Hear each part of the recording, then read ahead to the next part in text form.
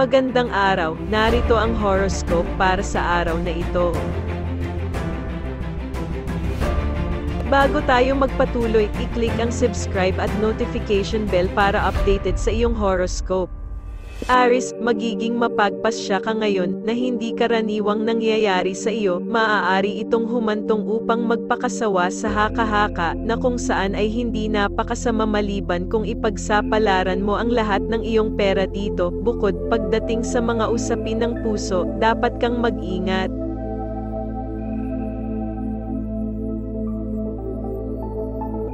Taurus, sa araw na ito ay magiging partikular na may kamalayan ka sa iyong mga paniniwala at alituntunin, ipinagmamalaki at sensitibo ka, at malamang na hindi gumawa ng anumang masamang komento o pagpuna. Ang sinumang mangangahas na tanungin o murahin ang mga ito ay makakakuha ng isang angkop na tugon mula sa iyo, subalit binabalaan ka na maging mas mapagparaya sa pananaw at paniniwala ng iba. Ang hindi pagpayag, partikular sa anyo ng matalim, ay maaaring ilayo ang ilang mahahalagang tao.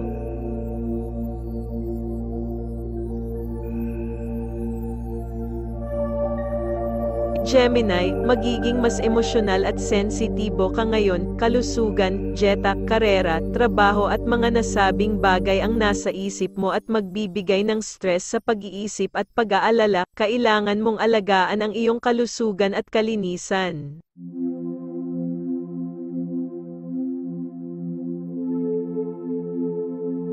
Cancer, ngayon, ilalagay mo ang iyong puso at kaluluwa sa anumang gawain na gagawin mo, at napakahusay na bagay na dapat gawin. Gayunpaman, huwag mawalan ng puso kung sa kabila ng pinakamahuhusay na pagsisikap, ang mga resulta ng iyong pagsisikap ay hindi masyadong nalalapit. Ang pakiramdam na nalulungkot ay makakasagabal lamang sa iyong pag-unlad. Tandaan na matatanggap mo ang iyong nararapat maaga o huli. Gumugol ng ilang oras sa iyong mga mahal sa buhay upang buhayin ang iyong sarili bilang kahalili. Ang isang tahimik na gabi na nakatago sa kama na may magandang libro ay isang magandang ideya din.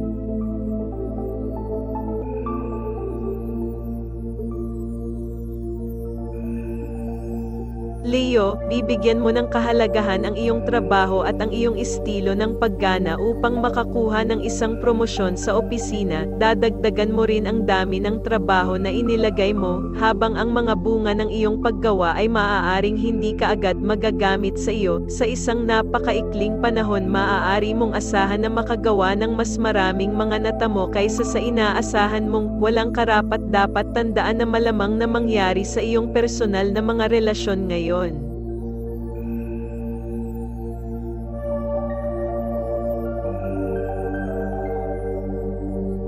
Virgo, kilala ka para sa iyong mga kalidad sa pamumuno at ngayon ay mas pahalagahan sila para sa paraan ng pamamahala sa iyong koponan. Makakakuha ka ng isang pangmatagalang promosyon at darating para sa ilang dagdag na cash. Sinabi na natanggap mo ang lahat ng ito sa pamamagitan ng matalinong pagbabalanse ng trabaho at bahay, kaya mag-ingat na huwag madulas sa harap na ito.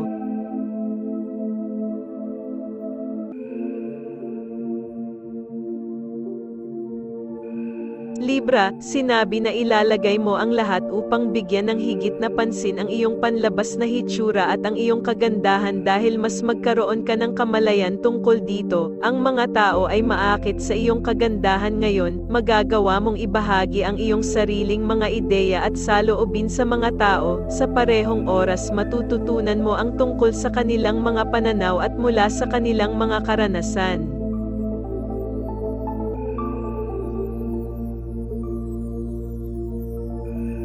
Scorpio, sosyal, nasisiyahan ka sa pagiging matingkad sa lahat ng mga mata ay nakatuon sa iyo. Gayunpaman, mag-ingat sa mga masasamang mata na maaaring walang mabuting hangarin sa iyo. Ikaw ay isang mabuting kaluluwa at hindi kailanman saktan ang sinuman, ngunit sa mga oras, mahalagang malaman ang kahinaan ng iyong kaaway na maging mas ligtas.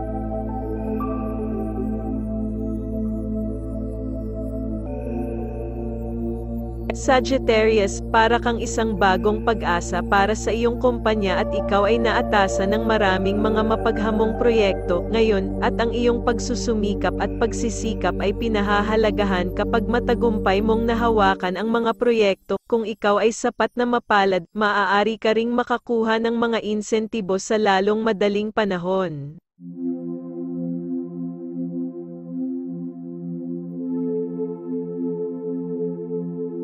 Capricorn, praktikal at malikhain, magagawa mong gamitin ang iyong mga talento sa pinakamahusay na posibleng pamamaraan, matalino mong malulutas ang mga isyu sa pamilya, nang hindi pinapaboran o sinasaktan ang sinuman, gusto mong gampanan ang papel ng isang taggagawa ng kapayapaan, dahil nagbibigay ito sa iyo ng kasiyahan mula sa loob, gayon din, magugustuhan mong tulungan ang iba hanggat maaari.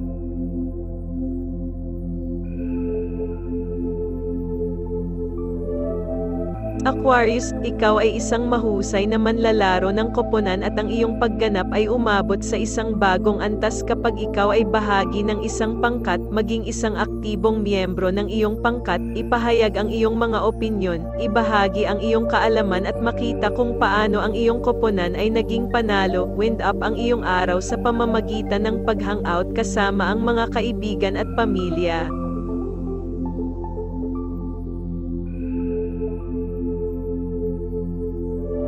Pisces, ngayon ay gugustuhin mong ibahagi ang pinakaloob mong damdamin sa mga malapit sa iyo, mahahanap mo ang iyong sarili na nakikipag-usap ng mas mahusay at magre-resulta ito sa pag-akit ng mga intelektual na tao sa iyo, makakakuha ka ng isang pagkakataon na magtrabaho kasama ang mga may pinag-aralan at mahusay na matatag na mga tao, magre-resulta ito sa personal na pag-unlad sa trabaho.